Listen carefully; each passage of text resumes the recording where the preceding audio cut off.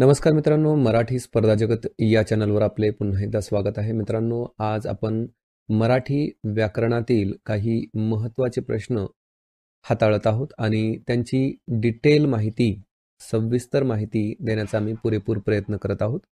तर तुम्हाला हा प्रयत्न कसा वाटतो ते कमेंटच्या माध्यमातून आम्हाला नक्की कळवा. मित्रांनो, पहिला प्रश्न आहे की कीर्ती, चांगुलपणा, वात्सल्य, गुलामगिरी ही कोणत्या प्रकारची नामे आहेत? ही नामे कोणत्या प्रकारची आहेत? ही नामे आहेत भाववाचक नामे. भाववाचक नामे यांची व्याख्या कशी आहे? तर बघा, पदार्थ, प्राणी, वस्तू यांचा गुण, धर्म, भाव व्यक्त करणारे जे शब्द आहेत त्या शब्दांना भाववाचक नामे असं म्हणतात.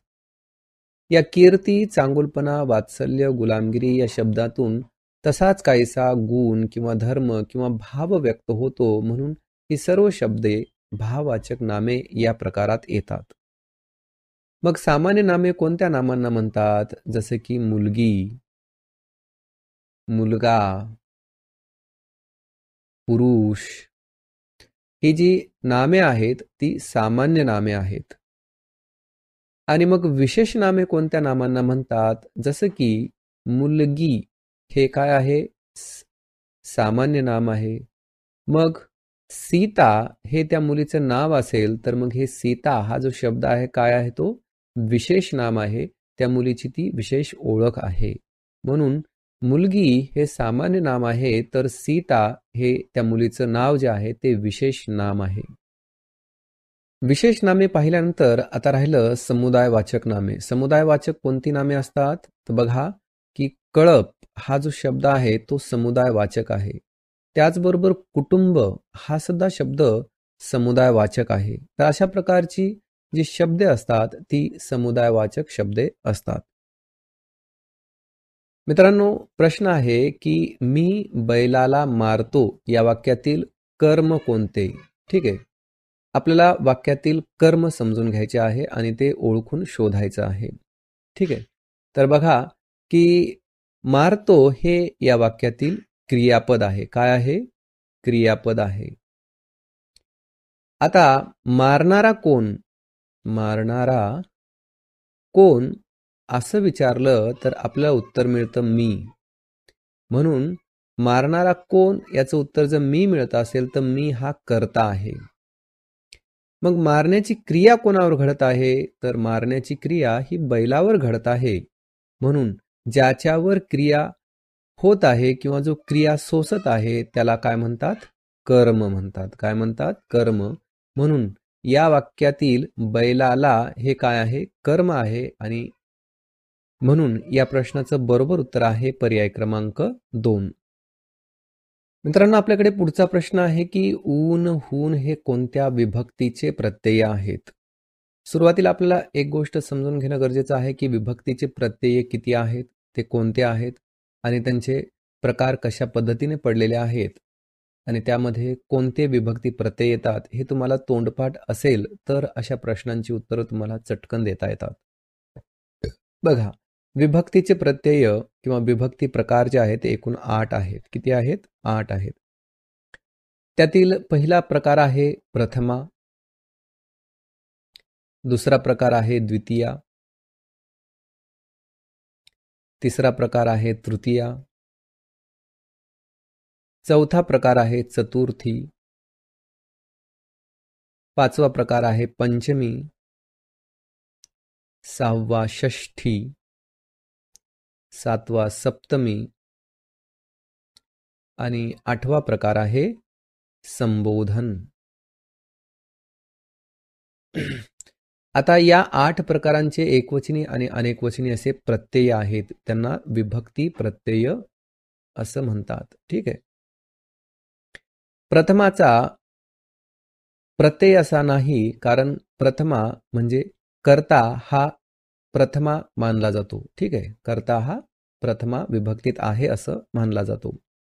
तर द्वितीयाचे जे एकवचनी प्रत्यय आहेत ते आहेत स, ला, ते आणि अनेकवचनी आहेत स, ला, ते, ना. म्हणजेच स, ला, ना, ते. तृतीयाचे जे विभक्ती प्रत्यय आहेत ते आहेत ने, ए, शी आणि अनेकवचनी नी, शी आणि ई. चतुर्थीचे जे प्रत्यय आहेत ते द्वितीया आणि चतुर्थीचे जे प्रत्यय आहेत ते सेम आहेत. म्हणजे स, ला, ते आणि स, ला, ना, ते. यांच्या फक्त भूमिकेमध्ये थोडासा अंतर आहे. तो आपल्याला समजून घेता येईल. बघा आम्ही विभक्ती प्रत्यय यावर एक सेपरेट व्हिडिओ बनवलेला आहे. जर तुम्हाला विभक्ती प्रत्यय व्यवस्थित समजून घ्यायचे आहेत उदाहरणानिशी, तर तुम्ही तो व्हिडिओ पाहू शकता. त्याची लिंक ही डिस्क्रिप्शन बॉक्समध्ये देण्यात आलेली आहे. तुम्ही त्या लिंकच्या साहाय्याने विभक्ती प्रत्यय कोणते, किती आणि ते कशा पद्धतीचे आहेत आणि कशा पद्धतीने ओळखायचे याची सविस्तर माहिती आम्ही त्या व्हिडिओमध्ये दिलेली आहे. ठीक आहे. तर प्रथमा आणि द्वितीयाचे जे विभक्ती प्रत्यय आहेत ते सेम आहेत. पंचमीचे जे विभक्ती प्रत्यय आहेत ते आहेत ऊन आणि ऊन. हेच अनेकवचनीमध्ये सुद्धा आहेत ऊन आणि ऊन. तर षष्टी विभक्ती जो प्रकार आहे त्याचे विभक्ती प्रत्यय आहेत च, चा, ची आणि अनेकवचनी आहेत चे, च्या, ची.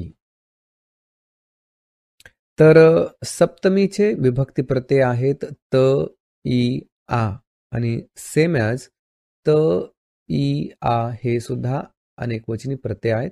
तर संबोधनमध्ये एकवचनी असा विभक्ती प्रत्यय नाही, तर अनेकवचनीमध्ये नो असा एकच अनेकवचनी विभक्ती प्रत्यय आहे. तर संबोधन म्हणजे हाक मारणे. ठीक आहे. तर मुख्य असे प्रकार जर आपण विचारात घेतले तर विभक्तीचे एकूण 7च होतात, परंतु व्याकरणामध्ये ते एकूण 8 घेण्यात आलेले आहेत आणि म्हणून विभक्ती प्रत्ययांची संख्या किती, तर ती 8 आहे. तर या चार्टवरून आपल्याला समजलेलं आहे की ऊन, हून हे जे विभक्ती प्रत्यय आहेत ते कोणते विभक्ती प्रत्यय आहेत, ते पंचमीचे विभक्ती प्रत्यय आहेत. म्हणून या प्रश्नाचं उत्तर आहे पर्याय क्रमांक 3. बघा आपल्याकडे प्रश्न आहे की जेव्हा वाक्यातील क्रियापदाच्या रूपावरून विधी म्हणजेच कर्तव्य, शक्यता, योग्यता, इच्छा यांचा बोध होतो तेव्हा त्यास डॅश क्रियापद असे म्हणतात. तर इथे व्याख्या दिलेली आहे क्रियापदाची, तर तो क्रियापद प्रकार आपल्याला इथं ओळखायचा आहे की जेव्हा वाक्यातील क्रियापदाच्या रूपावरून विधी म्हणजेच कर्तव्य, शक्यता, योग्यता, इच्छा यांचा बोध होतो तेव्हा यास डॅश क्रियापद असे म्हणतात. तर त्याला विध्यर्थ क्रियापद असं म्हणतात. काय म्हणतात? विध्यर्थ क्रियापद असं म्हणतात. तर संकेतार्थ क्रियापद कोणत्या क्रियापदाला म्हणतात? तर पहा की असे केले असते तर तसे झाले असते. म्हणजे अमुक गोष्ट घडली तर दुसरी अमुक गोष्ट होईल असा संकेत त्यामध्ये असतो. अशा प्रकारच्या क्रियापदांना संकेतार्थ क्रियापद असं म्हणतात. जसं की निमंत्रण आले तर मी येईन.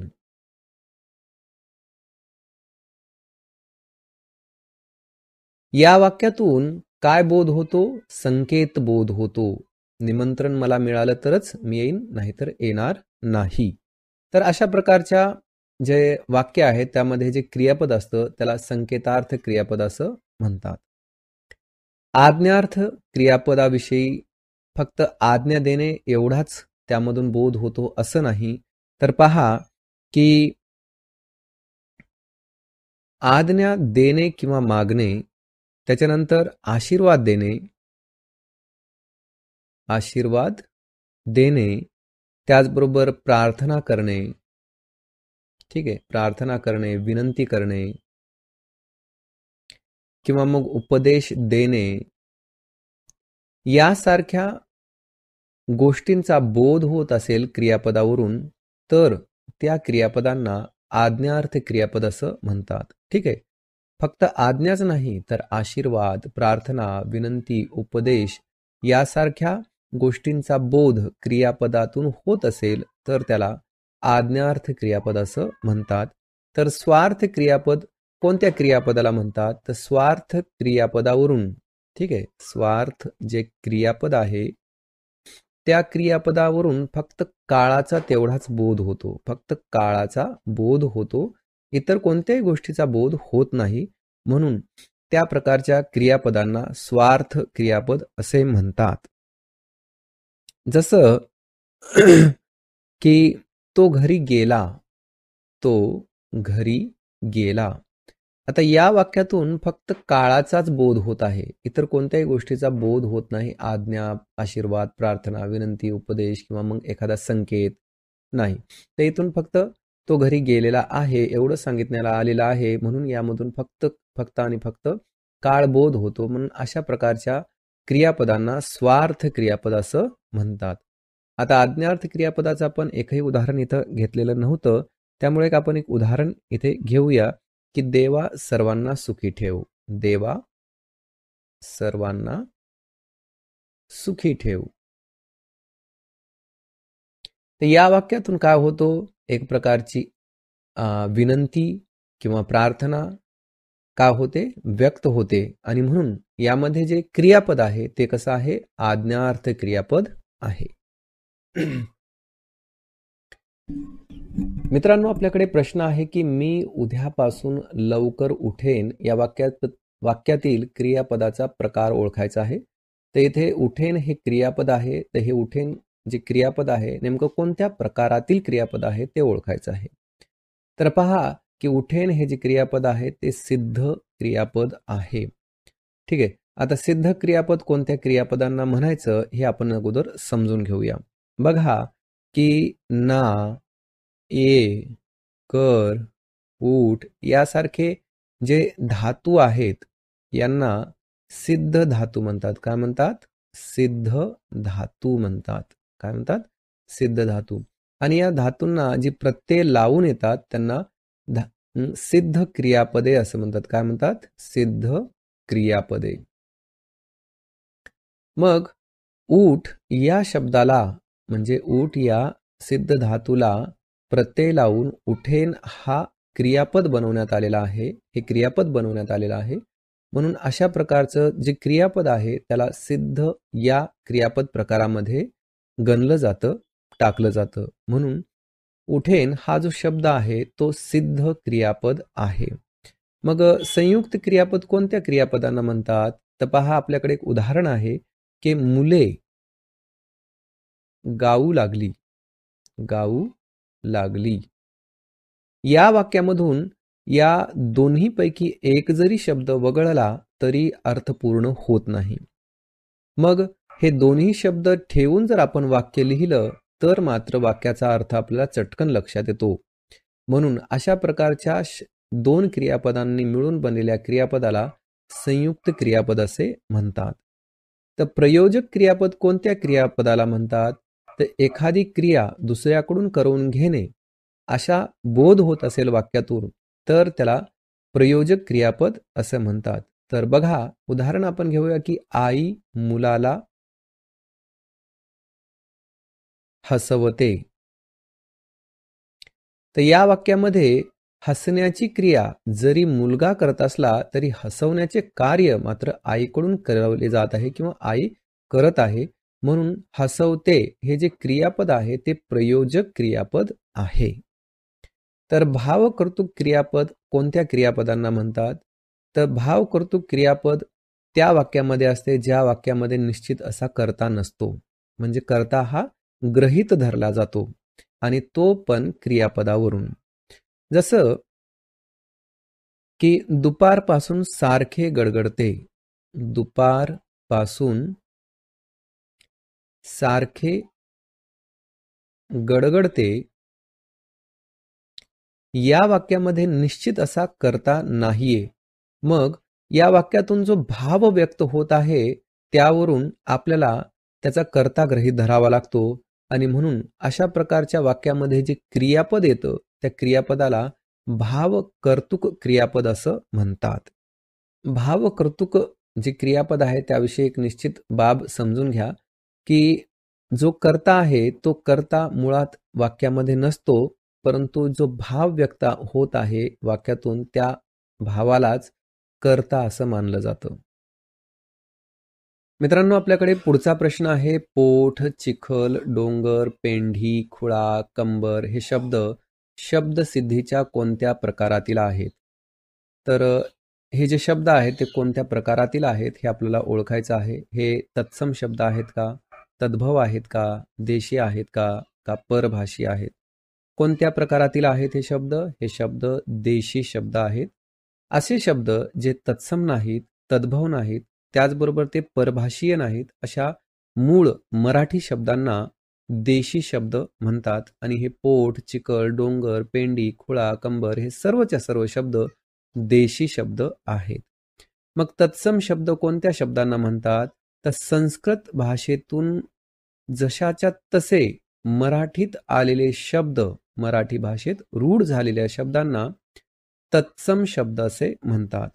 तर तद्भव शब्द त्या शब्दांना म्हणतात जे संस्कृत भाषेतील जे शब्द आहेत त्यांच्यात परिवर्तन होऊन तयार झालेला जो शब्द असतो त्या शब्दाला तत्सम शब्द तद्भव शब्द असे म्हणतात. जसे की कर्ण हा शब्द काय आहे? तत्सम आहे, संस्कृत भाषेतील आहे. परंतु या कर्णमध्ये रूपांतर होऊन कान हा शब्द बनला. मग हा जो कान शब्द आहे तो तद्भव शब्द आहे. ठीक आहे. तर मूळ संस्कृत शब्दामध्ये जो बदल झाला तो बदल म्हणजे तद्भव. तर परभाषीय शब्द जसे की बटाटा हा जो शब्द आहे तो पोर्तुगीज शब्द आहे. मुळात तो पोर्तुगीज शब्द आहे. तसंच इंग्रजीतील अनेक शब्द जसे की टेबल, पेपर, खुर्ची हे जे पेपर, टेबल, त्याच्यानंतर बॉल यासारखे जे शब्द आहेत हे शब्द इंग्रजीतून मराठीत रूढ झालेले आहेत. हे इंग्रजी शब्द आता मराठीचे झालेले आहेत. मग अशा शब्दांना परभाषीय शब्द असं म्हणतात. मित्रांनो, आपल्याकडे पुढील प्रश्न आहे की आ हा स्वर कोणत्या वर्ग प्रकारातील आहे किंवा कोणत्या वर्ग प्रकारात मोडतो? तर या प्रश्नाचं उत्तर देणं बऱ्याच जणांना निश्चितच अवघड जाणार आहे. तर या प्रश्नाचं बरोबर उत्तर आहे कंठ्यवर्ण. बघा, आपली जी पडजीभ आहे त्या पडजिभीचा जो जवळचा भाग आहे टाळूचा, ज्याला तालू असं म्हणतात, त्या ताळूला किंवा तालूला कोमल तालू म्हणतात. काय म्हणतात? कोमल तालू असं म्हणतात आणि त्यालाच कंठ म्हणतात आणि यावरूनच कंठ्य हा प्रकार बनलेला आहे. तर अ आणि आ हे जे स्वर आहेत ते दोन स्वर कंठ्य या प्रकारात येतात. तर बाकीची कोणती अशी वर्ण आहेत जी की कंठ्य प्रकारात येतात? तर बघा, क गटातील सर्व 5 वर्ण जे आहेत किंवा व्यंजने आहेत ती कंठ्य या प्रकारात येतात. मग ती क, ख, ग, घ असेल किंवा मग न असेल. त्याचबरोबर ह हा वर्ण सुद्धा या कंठ्य प्रकारात येतो. मग मूर्धन्य वर्ण कोणत्या वर्णांना म्हणतात? बघा की आपली जी टाळू आहे त्याच्या मधला भाग जो आहे त्याला मूर्धा असे म्हणतात. ठीक आहे. आणि यावरूनच मूर्धन्य हा प्रकार पडलेला आहे. एखाद्या वर्णाचा उच्चार करत असताना जीभ जर मूर्धेला स्पर्श करत असेल टाळूच्या मधल्या भागाला तर ते सर्व वर्ण या मूर्धन्य प्रकारामध्ये येतात. मग ती कोणकोणती आहेत? तर पहा की स्वरांमध्ये एक रू हा एकमात्र स्वर आहे जो की मूर्धन्य या प्रकारात येतो. तर जे व्यंजने आहेत त्यामध्ये आपल्याला ट गट सांगता येईल आणि इतर काही जसं की र, श आणि ळ हे 3 जे व्यंजन आहेत ट गटातील 5 आणि र, श, ळ त्याचबरोबर रू हे मूर्धन्य वर्ण आहेत.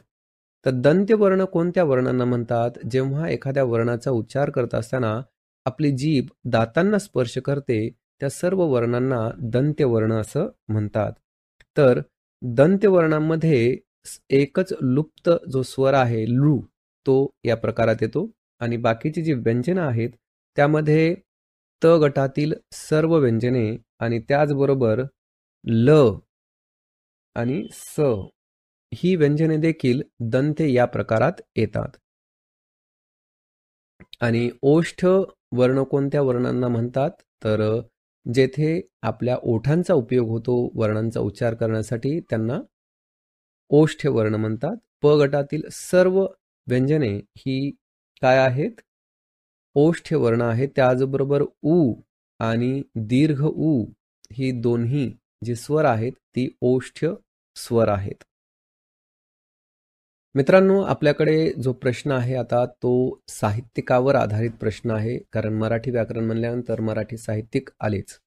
तर बघा, मी वनवासी हे आत्मचरित्र कोणाचे आहे? तर प्रसिद्ध अशी ही रचना आहे मी वनवासी. तर हे आत्मचरित्र कोणाचे आहे? सिंधुताई सपकाळ यांचे आहे. तर शांता शेळके यांच्या आत्मचरित्राचे नाव काय आहे? तर बघा, धूळपाटी. धूळपाटी हे शांता शेळके यांच्या आत्मचरित्राचे नाव आहे. तर साधना आमटे ज्या आहेत त्यांच्या आत्मचरित्राचे नाव आहे समिधा. आणि सिंधुताई सपकाळ यांच्या आत्मचरित्राचे नाव काय आहे? मी वनवासी. पुढील प्रश्न आहे मित्रांनो की खालीलपैकी कोणता शब्द अशुद्ध नाही? म्हणजे प्रश्न थोडासा कन्फ्यूज करून लिहिलेला आहे. तर शब्द इतर रचना होईल की शुद्ध आहे, म्हणजे खालीलपैकी कोणता शब्द हा शुद्ध आहे? बघा, कोणता शब्द तुम्हाला शुद्ध वाटतो? तर याचं बरोबर उत्तर काय आहे? पर्याय क्रमांक 3 तज्ञ किंवा तज्ञ. तर पूजनीय हा जो शब्द आहे तो पूजनीय तसा नाही, तर याची वेलंटी ही काय येते? दीर्घ येते. परीक्षागृह याची वेलांटी सुद्धा दीर्घ येते. तर आशीर्वाद या शब्दाची सुद्धा वेलांटी कशी येते? दीर्घ येते. म्हणजे तिन्ही शब्दांमध्ये एकच मिस्टेक आहे, ती म्हणजे की सर्वांच्या वेलांट्या ह्या चुकीच्या पद्धतीने लिहिलेल्या आहेत. म्हणून तज्ञ हा जो शब्द आहे तो एकमात्र शुद्ध शब्द आहे या पर्यायांमध्ये. मित्रांनो, पुढील प्रश्न आहे की नव्याची नवलाई साऱ्यांनाच वेड लावते या वाक्यातील भाववाचक नाम ओळखा, असा हा प्रश्न आहे. भाववाचक नामासंबंधी या अगोदरचा आपण एक प्रश्न हाताळलेला आहे. तर तुम्हाला यातून भाववाचक नाव शोधायला अडचण होणार नाही याची अपेक्षा आहे. तर शोधा की नव्याची नवलाई साऱ्यांनाच वेड लावते या वाक्यामध्ये भाववाचक नाम कोणते? वेड, नवलाई, नव्याची का लावते? तर बरोबर उत्तर आहे नवलाई. जसं की या अगोदर आपण पाहिलं की कीर्ती, वात्सल्य, त्याच्यानंतर चांगुलपणा असे जे शब्द आहेत त्यातून भाव किंवा गुण किंवा धर्म व्यक्त होतो, अशा शब्दांना भाववाचक नाम म्हणतात. मग नवलाई हा सुद्धा असा शब्द आहे, म्हणून हा जो शब्द आहे तो भाववाचक नाम आहे. आता या वाक्यामध्ये हा जो नव्याची शब्द आहे तो काय आहे? विशेषण आहे. तसंच वेड हा शब्द देखील इथं विशेषणाचंच काम करत आहे आणि लावते हे क्रियापद आहे. तर नवलाई हे काय आहे? भाववाचक नाम आहे. मित्रांनो, पुढचा प्रश्न आहे मान्य या शब्दापासून तयार होणारा उपसर्गयुक्त अचूक शब्द ओळखा किंवा कोणता, असे इथं विचारलेलं आहे. तर इथे फक्त आपल्याला दोनच गोष्टी क्लिअर माहीत असणं आवश्यक आहे की प्रत्यय कशाला म्हणतात आणि उपसर्ग कशाला म्हणतात. ठीक आहे. तर या प्रश्नाचं बरोबर उत्तर काय आहे? पर्याय क्रमांक 4 अमान्य. कारण ज्या शब्दाच्या पुढं, जसे की मान्य या शब्दाला अ हा उपसर्ग लागलेला आहे, तर हा जो अ आहे याला उपसर्ग म्हणतात आणि मागं लागणाऱ्याला प्रत्यय म्हणतात. म्हणून अमान्य हा जो शब्द आहे तो उपसर्गयुक्त आहे, म्हणून या प्रश्नाचं उत्तर पर्याय क्रमांक 4 आहे. तर मान्यता या शब्दाला ता हा प्रत्यय लागलेला आहे. मान्यवर या शब्दामध्ये वर हा प्रत्यय आहे.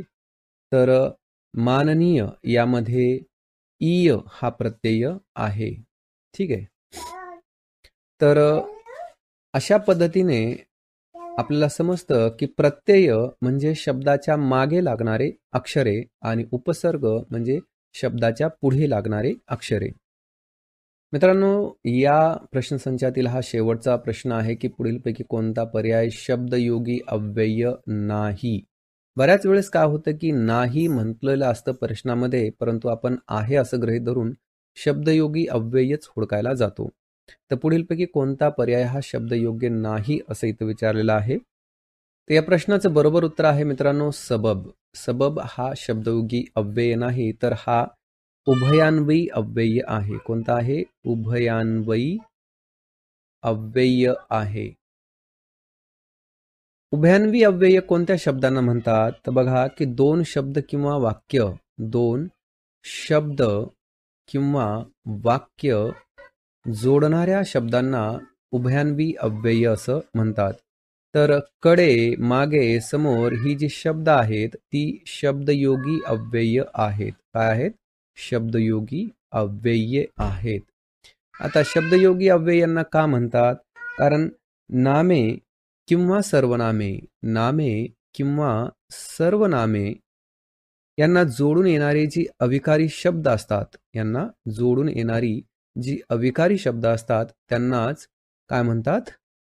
शब्दयोगी अव्यय म्हणतात. आणि मग ही कडे, मागे, समोर ही जी शब्द आहेत ती नाम किंवा सर्वनाम यांना जोडून येतात, म्हणून या शब्दांना शब्दयोगी अव्यय म्हणतात. तर उभयान्वयी अव्यय म्हणजे की दोन शब्द किंवा वाक्य जोडणाऱ्या शब्दांना म्हणतात, म्हणून सबब हा जो शब्द आहे तो तसाच काहीसा आहे, म्हणून याला उभयान्वयी अव्यय असं म्हणतात. मित्रांनो, आपल्याकडे पहिला प्रश्न आहे, शरीर यष्टी या शब्दाचा समानार्थी शब्द कोणता असं इथं विचारलेलं आहे. तर पर्यायातून आपल्याला शरीर यष्टी या शब्दासाठी समानार्थी शब्द शोधायचा आहे. बरोबर उत्तर आहे अंगबांधा. अंगबांधा हा शब्द शरीर यष्टी या शब्दाचा समानार्थी आहे. ज्याचे हात गुडघ्यापर्यंत पोहोचतात असा.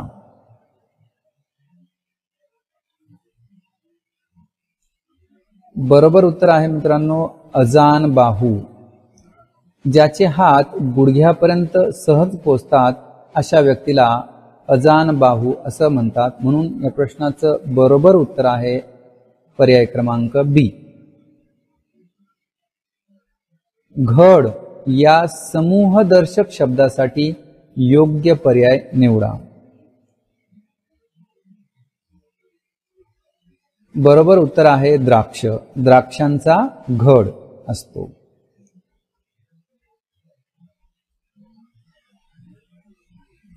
आश्चर्यचकित होणे या अर्थाची म्हण खालीलपैकी कोणती?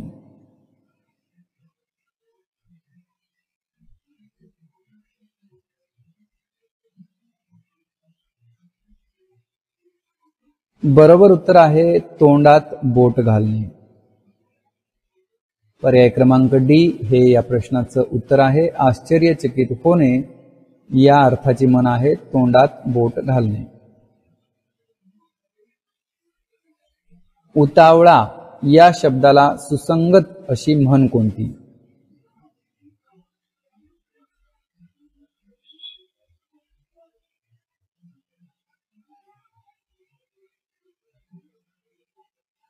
बरोबर उत्तर आहे पी हळद अन हो गोरी.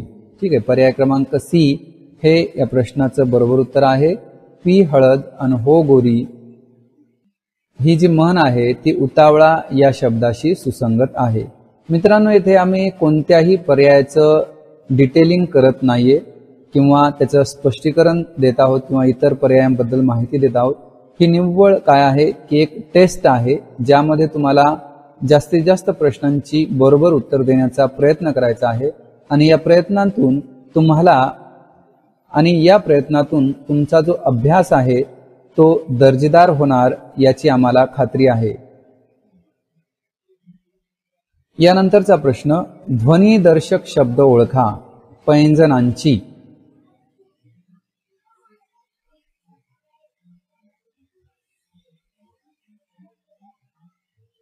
बरोबर उत्तर आहे मित्रांनो छुमछुम, पैंजणांची छुमछुम.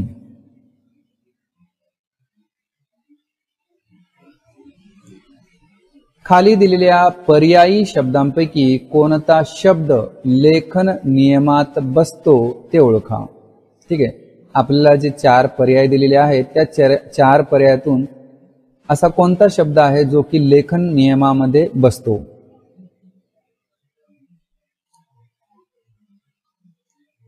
बरोबर उत्तर आहे पर्याय क्रमांक सी, सहचारिणी. यातील वेलांटी पण बरोबर आहे.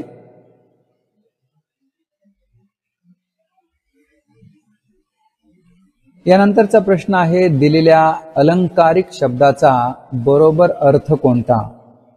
अडणीवरचा शंख हा जो अलंकारिक शब्द समूह आहे याशी सुसंगत किंवा याचा बरोबर अर्थ असणारा पर्याय आपल्याला इथं निवडायचा आहे.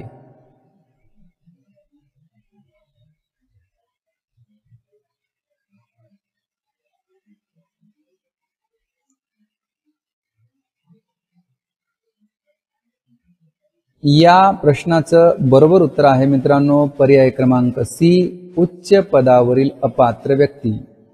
एखाद्या उच्च पदावर अपात्र व्यक्तीची जेव्हा निवड होते त्यावेळेस या अलंकारिक शब्दांचा वापर केला जातो. अडणीवरचा शंख. लेखन नियमानुसार खालीलपैकी कोणता शब्द अचूक म्हणजे बरोबर आहे.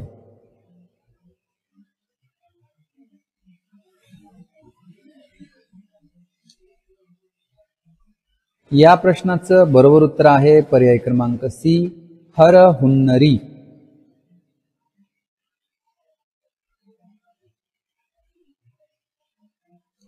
गटात न बसणारा शब्द कोणता. येथे जे शब्द दिलेले आहे त्यातील असा कोणता शब्द आहे जो की गटात बसत नाही. परिपाठ, सराव, सिद्धांत, व्यासंग.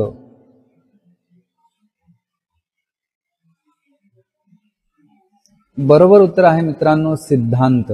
ठीक आहे, सिद्धांत हा शब्द इतर 3 शब्दांशी सुसंगत नाही किंवा त्यांचा समानार्थी नाही, म्हणून या प्रश्नाचं बरोबर उत्तर आहे सिद्धांत.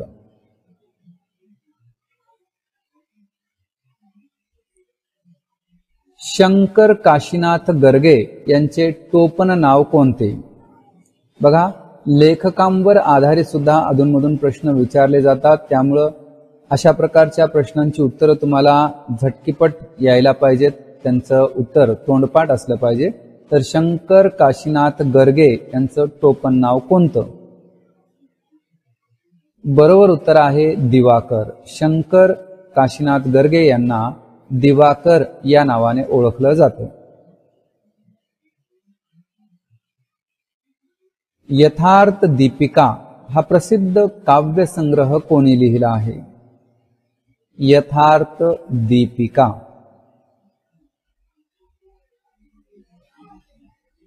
बरोबर उत्तर आहे वामन पंडित. पर्याय क्रमांक 1 हे या प्रश्नाचं उत्तर आहे. यथार्थ दीपिका हा काव्यसंग्रह वामन पंडित यांनी लिहिला आहे. भावार्थ रामायण ही गाथा कोणी लिहिली. याचं बरोबर उत्तर आहे संत एकनाथांनी. दिलेल्या अलंकारिक शब्दाचा अचूक अर्थ कोणता. येथे चरपट पंजरी हा अलंकारिक शब्द दिलेला आहे, त्याचा अचूक अर्थ असणारा पर्याय आपल्याला पाहिजे.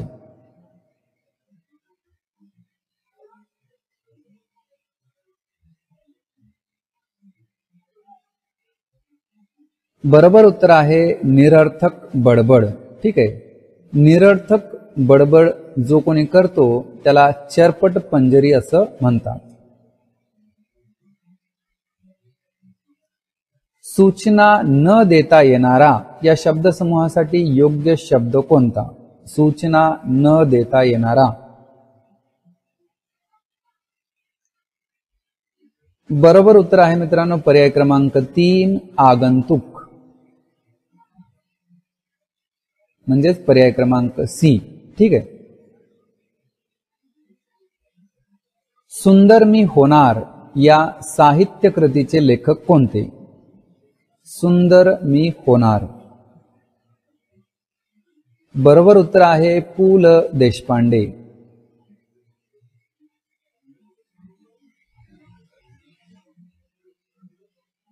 इच्छी परा तो येई घरा या म्हणीचा खालीलपैकी कोणता अर्थ बरोबर आहे? म्हण बघा, इच्छी परा तो येई घरा.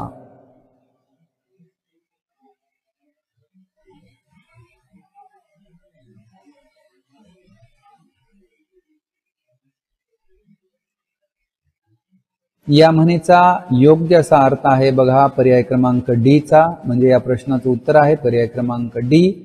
दुसऱ्याच्या बाबतीत वाईट चितलेले स्वतःच्या वाट्याला येणे, म्हणजेच इच्छी परा तो येई घरा.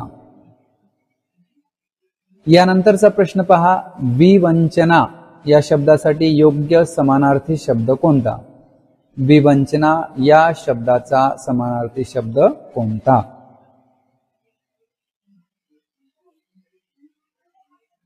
बरोबर उत्तर मित्रांनो पर्याय क्रमांक ए आहे फिकीर, म्हणजेच चिंता. खालील पर्यायापैकी कोणता शब्द लेखन नियमात बसतो?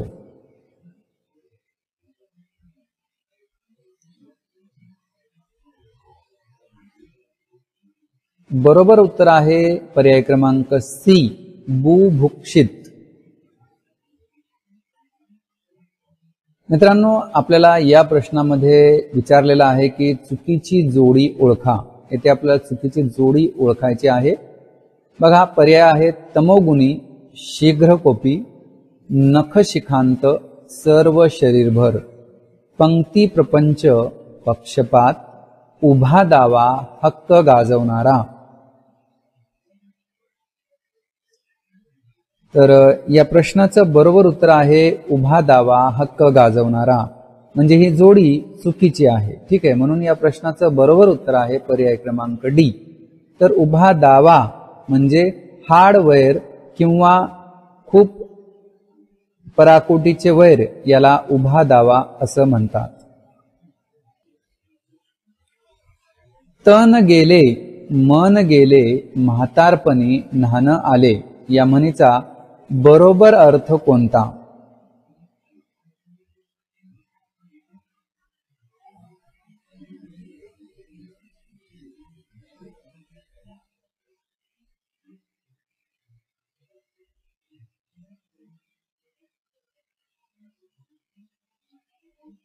या म्हणीचा तन गेले मन गेले म्हातारपणी न्हाण आले या म्हणीचा बरोबर अर्थ आहे पर्याय क्रमांक सी असा लाभ जो म्हातारपणात घेता येणे शक्य नाही किंवा घेणे शक्य नाही.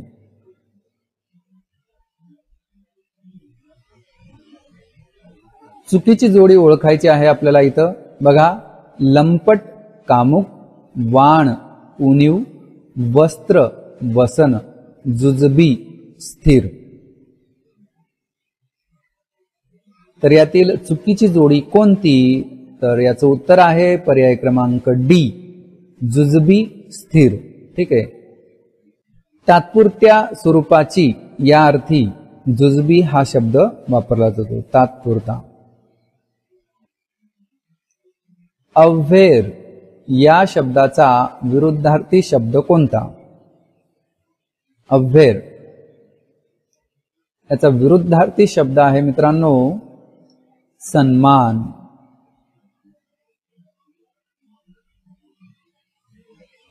जहाल या शब्दाचा विरुद्धार्थी शब्द कोणता? जहाल या शब्दाचा विरुद्धार्थी शब्द आहे नेमस्त. ठीक आहे. आपल्याला जहाल या शब्दाचा विरुद्धार्थी शब्द एक माहित आहे, तो म्हणजे की मवाळ. परंतु येथे मवाळ हा शब्द नाही, तर त्याच्या जागेवर कोणता शब्द घेतलेला आहे? नेमस्त. हयगय या शब्दाला समानार्थी शब्द कोणता? हयगय.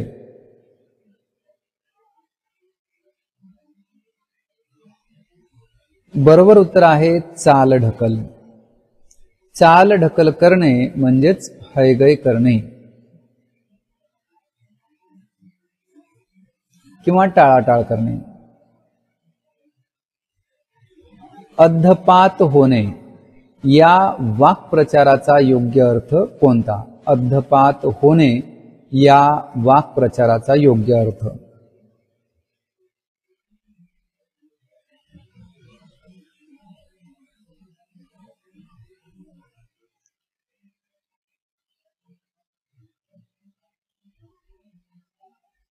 या प्रश्नाचं बरोबर उत्तर आहे पर्याय क्रमांक बी, वाईट स्थिती प्राप्त होणे म्हणजेच अद्धपात होणे.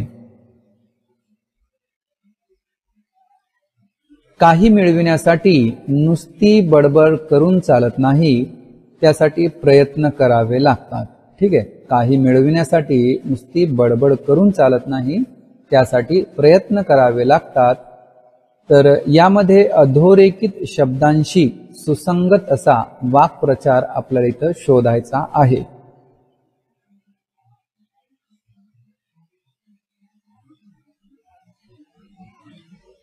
या प्रश्नाचं बरोबर उत्तर आहे मित्रांनो पर्याय क्रमांक डी.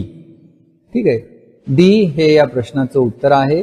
नुसती बडबड करून चालत नाही म्हणजेच कागदी घोडे नाचवणे किंवा नुसते कागदी घोडे नाचवून पुरेसं नाही, तर त्यासाठी प्रयत्नांची पराकाष्ठा करावी लागते किंवा प्रयत्न करावे लागतात. गाड्याबरोबर नळ्याची यात्रा या म्हणीशी सुसंगत अर्थ कोणता? गाड्याबरोबर नळ्याची यात्रा.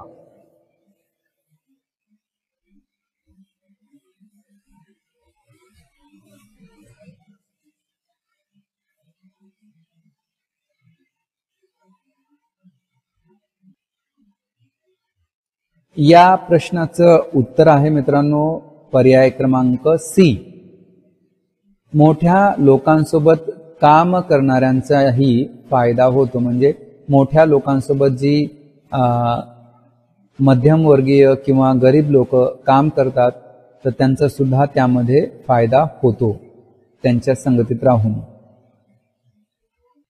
मित्रांनो, आपल्याकडे पुढचा प्रश्न आहे, खाली दिलेल्या शब्दासाठी योग्य पर्यायाची निवड करा.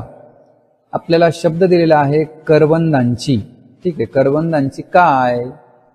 तर मग येथे आपल्याला योग्य असा पर्याय निवडायचा आहे, तर तो पर्याय कोणता? तर या प्रश्नाचं बरोबर उत्तर आहे बघा, जाळी. करवंदांची जाळी. मित्रांनो, अशा प्रकारे येथे 30 प्रश्न पूर्ण होतात. तुम्हाला हा संच आवडला असेल तर नक्की लाईक करा. त्याचबरोबर जे गरजू आहेत त्यांना शेअर करा आणि आम्हाला कमेंटच्या माध्यमातून तुमचा अभिप्राय कळवा.